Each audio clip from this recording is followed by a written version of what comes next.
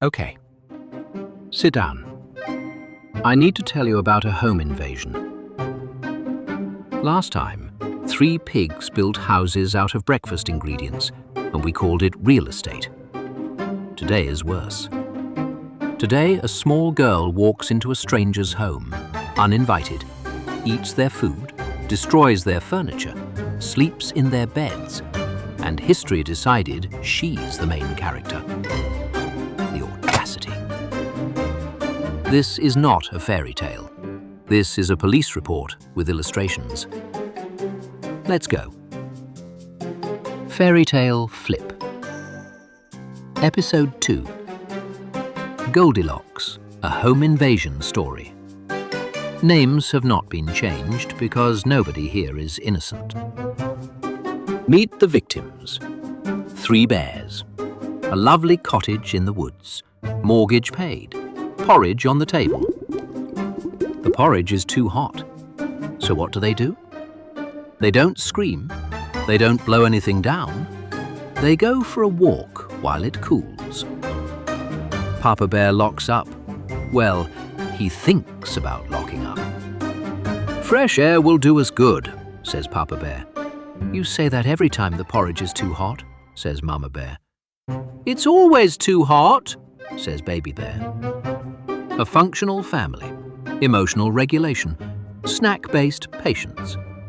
An unlocked door, for the record, is not an invitation. It's a door somebody forgot to lock. Remember this warmth. Remember that door. Because someone is walking up their driveway right now, and she has 0 respect for property law. Enter Goldilocks. Lost in the woods, allegedly. Sees a cottage that is very clearly someone's home. Smoke in the chimney, 3 coats by the door. And her first thought is not, I should knock. Her first thought is, free real estate. She knocks once. Nobody answers. And for a normal person, that's the end of the story. Roll credits. For Goldilocks, that's an invitation. Hello? She says this while walking in. That is not how hello works.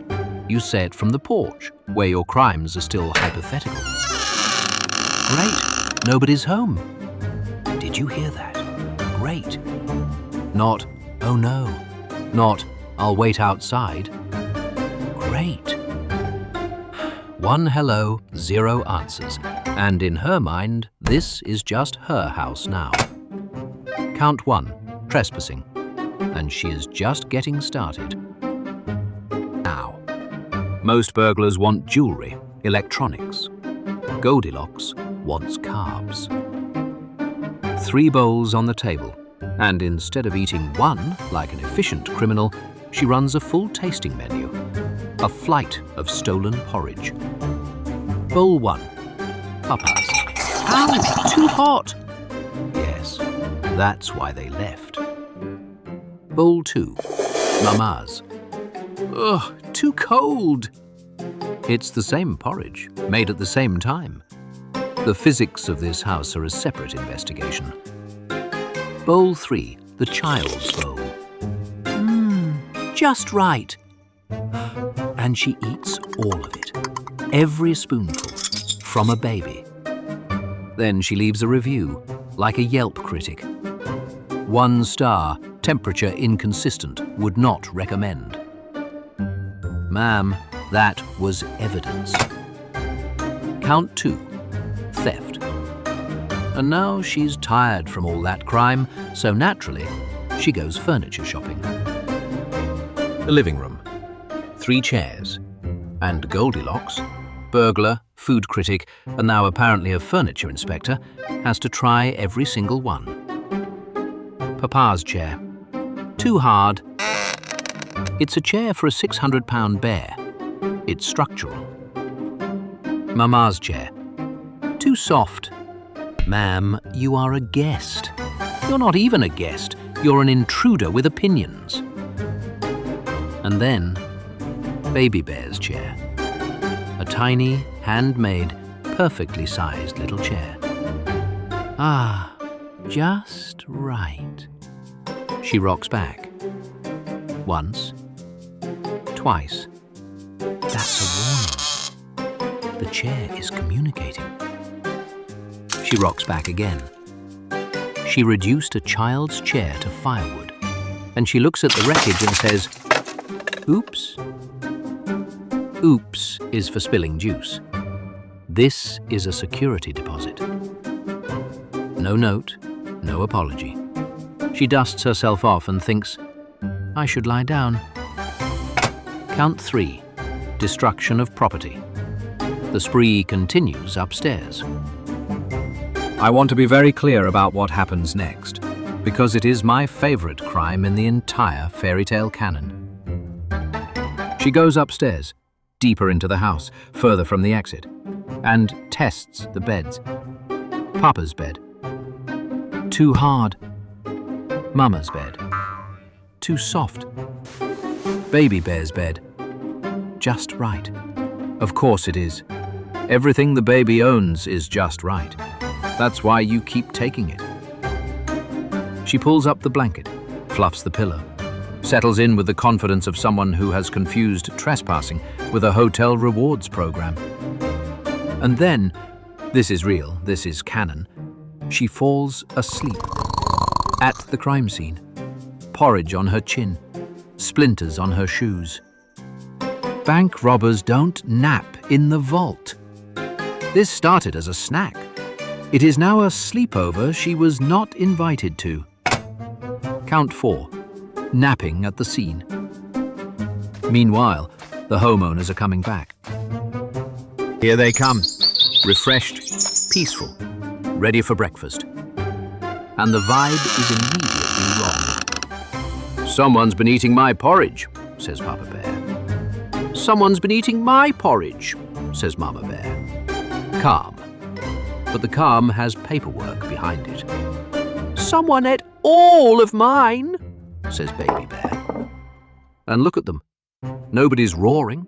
Nobody's flipping the table. They're processing. Then the living room. Someone's been sitting in my chair. Someone's been sitting in my chair. Someone broke mine. The chair. The tiny chair. In pieces. And still, nobody roars. They move room to room, cataloguing the damage like 3 very calm, very furry insurance adjusters. These bears are handling a home invasion better than most people handle a delayed flight. And the trail of crumbs and splinters leads up the stairs. Up they go. 3 bears, 1 staircase, 0 idea what they're about to find. Someone's been sleeping in my bed, says Papa Bear. Someone's been sleeping in my bed, says Mama Bear. And then Baby Bear, porridgeless, chairless, running on pure betrayal.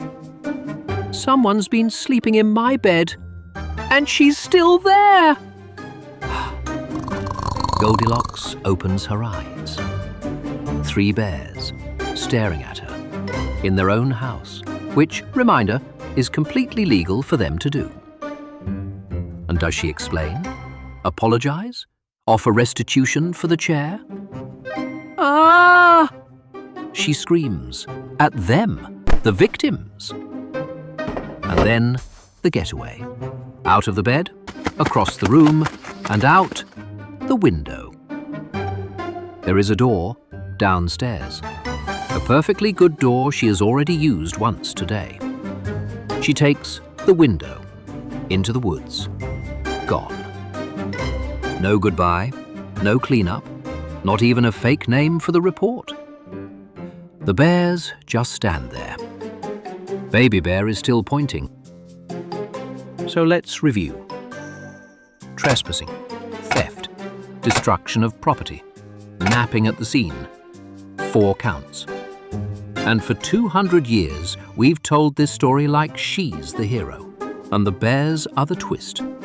The bears made breakfast, went for a walk, and got burgled by a blonde tornado. They deserve a fruit basket. They did not get a fruit basket. They got a deadbolt.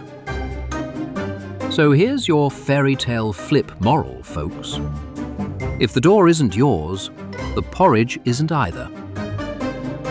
Next time on Fairy Tale Flip, a boy trades the family cow for magic beans, climbs into a stranger's house in the sky, and robs the same giant 3 separate times.